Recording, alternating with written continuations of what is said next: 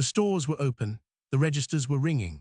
In the mid-2000s, Sears Holdings was a company that still occupied the center of American commercial life, 3,500 locations, hundreds of thousands of employees, a brand name so embedded in the national fabric that it needed no explanation.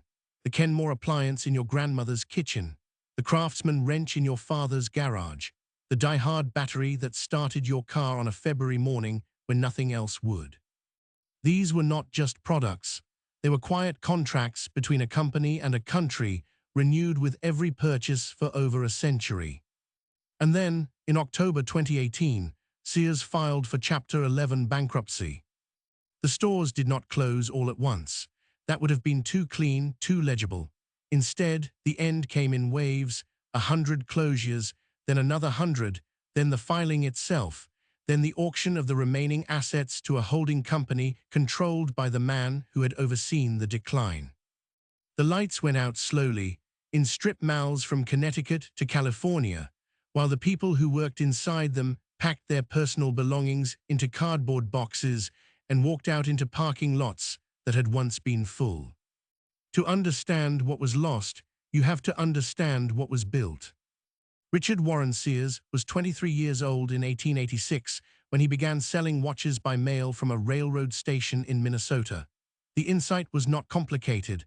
There were millions of Americans living in rural communities who had no reliable access to the goods they needed and no way to comparison shop and no recourse when local merchants overcharged them. Sears offered a catalog, a price, a guarantee. The transaction was simple, and the trust it required was enormous. You sent money to a company you had never visited for a product you could not touch, based on a promise printed on paper. America took that bet. By 1900, the Sears catalog ran to 500 pages. By 1920, the company had opened its first retail stores, reasoning that the customers who had trusted them by mail might trust them even more in person. By mid-century, Sears was the largest retailer in the United States, and in some years, the largest company of any kind. The Sears Tower in Chicago, completed in 1973, and for a generation, the tallest building in the world, was not a vanity project. It was, at the time of its construction, a reasonable statement of scale. The culture inside the company reflected that confidence. Sears developed its own brands, its own supply chains, its own financial services division. It trained its buyers to understand merchandise at a level that few competitors could match. It built loyalty not just through price, but through depth, the sense that whatever you needed, Sears had thought about it, tested it, and stood behind it. Employees stayed for decades. Communities organized themselves around Sears stores. The company's annual report, at its peak, read like the annual report of a nation. The man who would ultimately define Sears's final chapter arrived not as a savior, though he was described in those terms at the time. Eddie Lampert was a hedge fund manager, trained at Goldman Sachs, who had made a fortune through careful study of undervalued assets. In 2004, he engineered the merger of Kmart and Sears, creating Sears Holdings and becoming its largest shareholder. His reputation was formidable. His investment record was real. The argument for his stewardship of Sears was not irrational. It went something like this. Sears was sitting on extraordinary hidden value. Its real estate portfolio alone was worth billions. Its brands, Kenmore, Craftsman, Die Hard, were among the most recognized in the country. If the company could be run with the discipline of a financial institution rather than the sentimentality of a retailer, the embedded value could be unlocked. The stock would reflect what the assets were actually worth. The decision that followed from this logic was structural, and it was applied with conviction. Lampert reorganized Sears into roughly 30 autonomous business units: apparel, tools, appliances, real estate, financial services, each one responsible for its own profit and loss, each one required to compete, in effect, with every other. The model borrowed from academic theories of internal markets and decentralized management. The idea was that accountability would sharpen performance. If the appliances division had to pay market rate for floor space from the real estate division and had to justify every dollar of marketing spend against actual returns, it would operate more efficiently than a division that simply drew from a common pool. In boardrooms, this kind of thinking has a certain clean appeal. It imposes rigor. It eliminates cross-subsidies that can obscure poor performance. It treats each unit as a business rather than a department. The people who built the model were not foolish. They were applying a coherent framework drawn from real theories to a real problem. What the model could not account for was the nature of retail itself. Retail is not a collection of independent businesses that happen to share a roof. It is an experience, a continuous, reinforced impression that forms in a customer's mind over time and across interactions. The Sears brand was not separable from the Sears store, and the Sears store was not separable from the condition of its floors, its lighting, its inventory, its staff. When the real estate division began charging above-market rents to internal tenants, the appliance division cut its floor space. When the apparel division could not justify marketing investment on its own P&L, it stopped advertising. When capital became contested between units rather than allocated from the center, stores stopped being renovated. The roofs leaked. The carpet frayed. The fixtures that had once projected confidence began to project neglect. Customers noticed before the analysts did. They always do. There was a period, roughly between 2008 and 2013, when the damage was visible but the diagnosis was still contested. Sears's same-store sales were declining. The company was closing locations, but the explanation offered, publicly, and it appears internally, was macroeconomic. The financial crisis had hit American consumers hard. Discretionary spending was down. Retailers of all kinds were struggling. The story told inside Sears, as best as can be reconstructed from subsequent reporting and executive accounts, was that the underlying assets remained sound, that the restructuring was working, and that patience would be rewarded. What was not happening during these years was reinvestment. Amazon had launched its marketplace in 2000 and was accelerating. Target and Home Depot were investing heavily in store experience and private label. Walmart was building logistics infrastructure that would eventually allow it to compete credibly online. Sears, during this same period, was selling its real estate through a complex arrangement of leaseback deals, generating cash that flowed back to shareholders rather than into operations. The Craftsman brand, which had been synonymous with American tool quality for generations, received less development attention.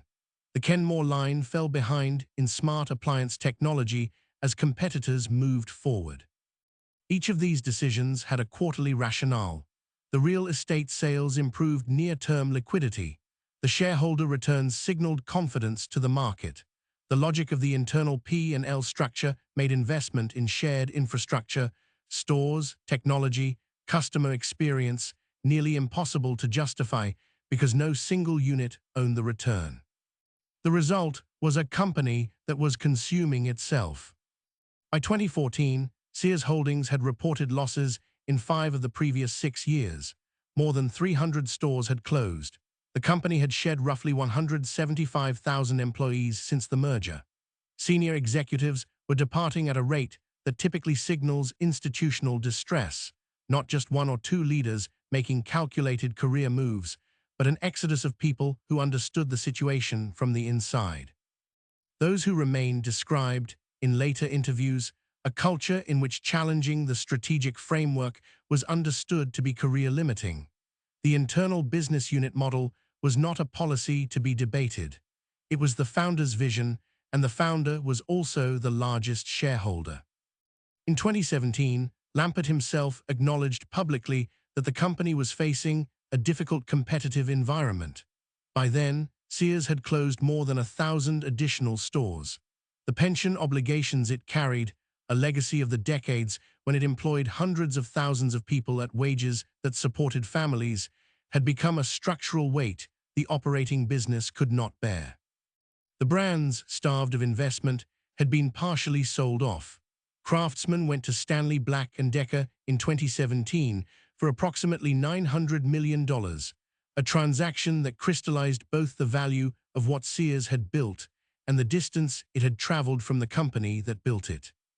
October 15, 2018 was a Monday. The bankruptcy filing came before the markets opened.